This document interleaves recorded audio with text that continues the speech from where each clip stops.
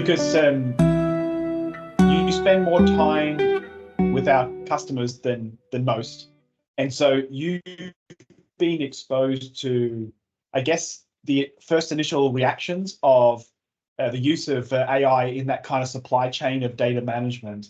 And this goes everywhere from kind of, the co-pilot experience and the use of, what we call AI rules, where you might want to actually run some type of AI prompt against a large bulk amount of data. Talk me through kind of the reactions that you're seeing from our customers when using this. I'd like to kind of see this kind of spectrum of reactions. So I would say 90% of the time they're super impressed. Like we have been throwing phone numbers together with a country code into our OpenAI integration and asking it to format the phone number into the ISO standard and add the country number in front, based on the country code, of course. And it is super impressive in their eyes. It did a good job. But then there's always that 10% where OpenAI just goes wild. Like you ask it to transform a phone number and you get like zeros in return, and there's no explanation. There's no there are these situations that are sometimes funny, but I would say 90% of the time it's like it blows people away that they can do something that would be otherwise quite tricky to do, right? These type of conversions are not necessarily the easiest. With a simple like human language inputted prompt. If this, then do this. Yeah, and you have the simple query that you throw into OpenAI, like in a very human written form, like transform this phone number, and it does it for you. You don't need to think about code. You don't need IT to do this, and that's the most impressive thing, I think. And maybe this was, I think you're alluding to the point I was just about to make, is that I think the beauty with having those experiences, realizing they will happen, but then realizing the way to often address those is just to iterate on the prompts that you're given to handle those edge cases. And then you'll run into more edge cases and more edge cases just based off the heuristic nature of it. There's no guarantee that it'll always do the same thing in a very predictable manner, no matter how non-creative you make the model. And so obviously that kind of opens up a question of, when I don't know how buried you've been in the whole Gen AI and large language model and how much you're kind of getting into it, but maybe a question would be, through this experience, how important have you realized it's been to keep a human in the loop with the use of these large language models? Of course, the human has to validate whatever it spits out. That's the first thing. The Gen AI is not necessarily context aware of what the person is trying to do, right? So it reacts to the prompt and it uses the data that it already has collected, but it doesn't react, like I said, to the overall context. So you have to be very specific at providing the prompts to it. So you can't really eliminate human from that at all. You need to provide instructions. And most importantly, all of these models that I have worked with so far, they are taken on a snapshot of data, a very big snapshot of data, but still a snapshot, right? So a human has to actively put in new additional data because Gen AI doesn't come up with it itself. It serves you answers from what it already learned. I heard this really interesting anecdote from I think it was the CEO of DeepMind or one of the co-founders of DeepMind. And from what I understand, I believe they were acquired by Google, very long ago. And I believe that, I don't know if you remember these examples, but games like Pong and AlphaGo, or Go, were some of the first things trained by DeepMind to kind of beat humans and things like this. And, quite recently, as of, 2 weeks ago, he gave this really interesting analogy I found, which was, well, in so many different ways, humans are already augmenting themselves physically, in that we have machinery to pick up heavy things and we have cars that allow us to, you know, go a lot faster than we can. And Gen AI is more an augmentation of intelligence in that we actually have already many systems like this. I would say search information retrieval is a great example of an augmentation of intelligence where even before Gen AI, it kind of felt like you did have this world of knowledge in your hand where you're a couple of seconds away from writing the right query to find at least some general information about something. It doesn't mean you've found the answer. And I've always found humans with search have been quite good at distilling information in search results, like putting in some search and saying, you get back the front page result and you go, no, no, no, because you can kind of understand from the title, it's kind of got the right tokens and keywords, but actually that's not the core answer. And one of the things I found so interesting about watching our customers use the Copilot include in is they don't treat the Copilot like a search engine, like I need to know how to wield you to get the best results. And that's what things like Google and Bing have always felt like, where kind of have to master all the techniques of, you know, inverted like quotes to make sure I get the exact matches and, you know, putting extra tokens in and things like this. But what I watched our customers do is they actually just ask the system exactly what they wanted to do.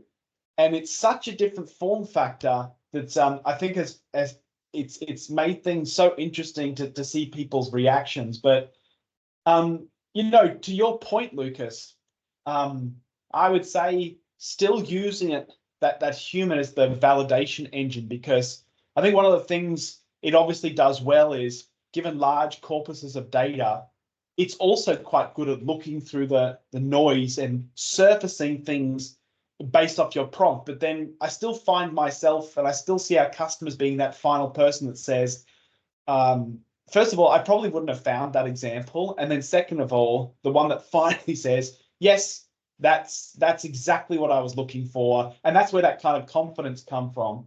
We did a webinar yesterday with Microsoft where we had all these properties and we had cities. And of course, we had misspellings of London and misspellings of Leeds and things like this. But then we had Hogwarts as an example as well. And I think that's a great example where it's like no traditional technique would have picked that up. And you could do things like store reference data. It's like, well, as soon as you start to do that at the city level, that's a lot of reference data to manage. And then you're back in that problem of, do they spell it the same? Do they spell it similar? And that's where the large language models have kind of proven that a human is still very, very much needed inside the loop. What else have you found a human is just seems to be doing better than the AI in the scope of data management today? They know the context behind the data, right? So Right. Very frequently I deal with customers where, let's say they have a customer, a person, and they enter the email address as something like n@n.com. And in their business, in their world, it indicates that, yes, this is a valid customer, which simply do not have the email address for. And when you push that through validation and through OpenAI, it will flag it and say, well, no, that's invalid email, fix it. But in reality, there is that context, that business knowledge, you know, that actually it is valid. Yeah, and this is the funny thing that I go back and forth on, is that I always come back to is, okay, so what happens if you changed your prompt to say, and here's some examples of ways that we have some business logic, and you would argue then the AI would probably get through that next hurdle. So sometimes it's hard to grasp, is that lack of context I'm providing the prompt? And of course, and then there's the scale problem of, like, you know, distilling all of that context in your brain into a prompt. It's always going to work across all different types of situations. And I think most people have also experienced that the answers that come back, especially the chatty answers, somewhat, you could ask the same question 4 times in a row and it'll come back with 4 slightly different nuanced answers every time, especially when it's chatty. I found that, really funneling the answer in makes it more predictable. Of course, something like only ever return answers like this, or that's ways that it becomes so much more kind of predictable. I'd say one of my examples that I've experienced very early on when we released the Copilot, we have this piece of functionality that if you're trying to detect possible duplicate records, more often than not, once you've found these possible duplicates, there's this lack of explanation of exactly why does it think it is a duplicate. If you type something into our Copilot like, hey, please explain this possible set of matches in plain language, it'll go off and it'll take those records, it'll give it to the model, it'll give it an instruction that says, here's what you need to do. You need to look at all the properties. I'm trying to find if these are the same. Can you return, percentage matches? Can you return logic that you use to, maybe clean data, or figure out that these records are actually the same but just represented differently? Very early on in the day, we kind of found, without really hyper focusing that on what it needed to do, it would do some really silly things. And the human would be looking at the screen and they'd be going, what? And you can see where this need to kind of like throw yourself in, build the trust up, but you're always going to have these examples of where you kind of go, oh, isn't this silly? And I found it's so funny watching the market in that, when it first got ChatGPT first got released, you saw the whole market just like, wow, wow, wow. And then fast forward today and people are talking about how dumb these things are, right? And just how they're, even, CEO of OpenAI, and this is probably just, buzz and things like this, but, saying things like, it's so stupid. ChatGPT 4 is so stupid. And of course, I would, that's a technique, I guess, to kind of say, but just wait to what we're bringing out, right? Still today, to your first point, Lucas, our customers are so blown away by the use of this. And really the value is not in the fact that you've got this Copilot that's just there answering questions, but more that it's plumbed into Clued in that if we say, describe, please tell me more about the data I'm looking at. You don't want the Copilot to come back and say, cool, just upload the data you're wanting me to look at and then I'll tell you about it. It's like, no, I'm looking at it. There's this context, to your point, Lucas, of like, context can come from so many different places, not just the human. It can come from applications and things like this. And I would say the other thing is that I find the customers that have really dove right into the AI, their approach to managing it is by doing audits.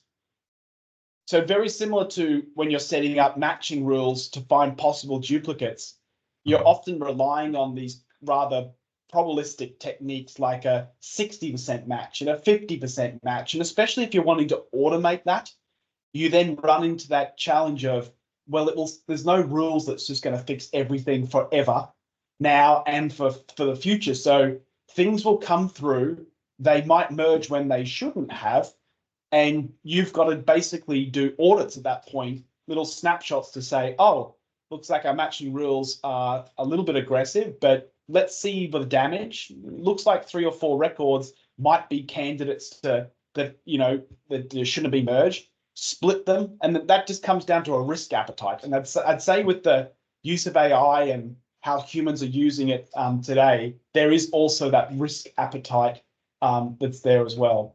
Any other kind of examples you've seen that you've just found interesting? I think it does very well with addresses and kind of cleansing address, transforming the address. But I don't know why. It feels like we are providing all the right context. It seems to forget midway through transformation and just start giving like cities a random country. But then again, it might be down to the model that we're using. I typically use a more primitive model for these transformations because we need to push a lot of data through it. So that might be why. But I do have a question for you, Tim. So I was just thinking about it the other day. You mentioned providing additional context into the prompt and kind of making the prompt more sophisticated, more funneled. Do you think, and maybe that's reality already, I don't know, in next 2 to 5 to 10 years, we will have people with job titles called, well, prompt developer, prompt engineer, something along those lines? Injectors or something like this. You know, I think it's going to become a lot more organic in that it's not going to be something specific. It's going to be something that all of us are just going to have if we don't have it already. And I think it's because you can see the value of like, without using it, you do feel stunted in a way. And I mean, just imagine life without a search engine, without a Google. Like, well, of course, I've lived in that era, and you kind of think, wow, I can't imagine living without that. And I would argue because, you know, I believe most people will, if not already, completely embrace the use of this on a daily basis. And whether that's something that's prompted by a human or something running in the back like an agent that's just looking at your things and saying, here's some stuff you should do. And I mean, of course, that's already possible, but I think you'll see this happen more and more. I actually don't think that's going to be a specific job. I think it will be one of those items that really quickly even drops off resumes because you just expect, like, you wouldn't say, can you use Google on a resume, right? You would just say, I can't imagine I would ever need to ask for that anymore. And I'd say the same thing's going to happen for, you know, being able to wield a large language model through classic search interface in something that, you know, it's still, you do still need to kind of, in today's large language models, like search, there's a way to use it, and then there's a way to use it and get better results. And that is not actually that intuitive yet. Fundamentally understanding how they work behind the scenes actually today does allow you to build better prompts. And I think that will obviously go away more and more over time. But it will become ubiquitous, this nature of, and, you know, humans, for me, will always play a significant role in that. You could argue we've had trucks and we've had diggers for, you know, years and years, but you've still got that human involvement, right? And of course, you've got, you know, these advanced farms that have tractors that can drive themselves and things like this. And that's great examples of easily what technology can do today. You know, and then so you kind of you can kind of forecast a little bit from that and say, right, so will there be a day where AI can probably do everything better than humans? I would say yes. And I would say actually that is probably not too far off. But I think there's some things that humans seem to be just innately good at, like original thought. And, you know, a great example I'm hearing as I look into the market is these large language models so far are really not good at generating like new ideas that never existed before. And this is why there's definitely development in this area, but, you know, there's not as much like, oh, it just worked out of the box for curing cancer. And obviously these are all things that we should be, you know, looking into AI to do.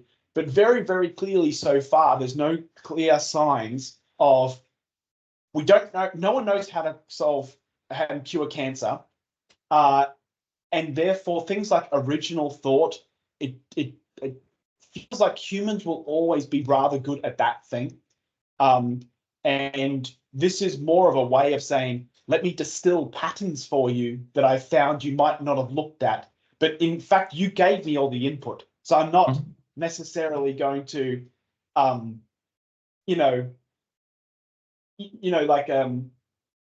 imagine AI, it's not going to, I can't imagine it going, oh, I've just found a new mineral or a new metal. And it's like, I mean, you can ask it, can you please make up the name for a new metal that doesn't exist? And it will do that fine. But it's not like, it's not organically just going to go one day, yep, found it, and here it is. And then we go then and find it out there in nature. And so that kind of like connectivity, it feels like that's always going to be necessary, or at least there's always going to be the need for some physical involvement there. And to your point, just to add what a Gen AI is not a thing yet is when you when you're just a regular user using something like ChatGPT, right? You're making maybe 100 prompts a day if you're like really into it. But when we want to use it for a bigger scale, data management and data transformation, if you were to use one of these larger OpenAI models, then it becomes very, very pricey, very, very quick. So if you push, of course, you can batch and do some smart things, right? But if you make 5 million prompts a day and process 5 million records, then it's still not at the level where I think it could be just a no-brainer to use OpenAI models just for day-to-day data transformation operations. There are some that are cheaper, not as powerful. They still do the job, but of course everyone wants to use the latest and greatest, right? And then when you step up that ladder, it's not something and that's you want the to do interesting every day. thing is that I would actually say that will be solved sooner than later. Obviously, there's the kind of open source large language models, and you've got to be running that on your own bare metal. And then, a lot of people will realize through that is, oh, I understand why I'm probably not going to do that because, I get all that beautiful infrastructure management for me. Like just why some people like, I like SaaS because I'm not an IT company. And to the same degree, it's like not everyone is just going to host their own models and then manage the models. That they are going to, in my opinion, move back to this kind of, there'll be a few that will probably win out. And then there'll always be these open source ones. And I'm really interested to see where this side, and this is something we're doing in R&D at Clued In, is, when you're using chat, it's an odd experience if you don't get a result back very quickly. But if you've got a large language model, very cheap, and many of these can even just run on CPUs as well. If you've got something running in the background and just, really, just like, what do you say, brute forcing its way through, like, I'm going to grab that data set and write some prompts, and I'm going to do that. And, it might take a minute for each one of those to respond. But in the end, there's not that, like, instant, I'm expecting some feedback, loop. And so I think that's one of the techniques that'll happen to be able to scale is this. Well, in technology, you can't have everything. You can't have cheap, fast, fantastic, high quality. You can't have all of those. And I suspect the same thing is going to happen with large language models. People are going to have these architectures where it's like, okay, so for the stuff that needs to happen like this, I pay. And for the stuff that's like, lower priority, but just needs eventually to be done, I'll quite happily have a cluster running in the back that's just kind of, going after these data sets. And, maybe 3 days later, you've got this result and it's like, oh, I didn't even ask it to do that. But in general, of course, you can imagine what people want. Here's my entire data estate. Go and fix data quality. Go and standardize it. Go and make sure it's all compliant. Mask sensitive data, tell me where I've got, holes in my data. It's not hard to foresee that this could actually eventually be done. But yeah, finding that right price balance, I think will be the kind of next wave. You'll see companies coming out that are like, hey, one query in, and then I do all the work to figure out what large language model on what infrastructure should actually run it. I think you'll see providers like that come out. But Lucas, as always, I mean, insightful discussion. I'm so glad to see that our customers are, so pumped about the Copilot, including the AI rules. We've got a lot more kind of R&D in this area coming up. Nothing we have time to talk about now, but yeah, thanks for the chat, mate. Thank you for inviting me.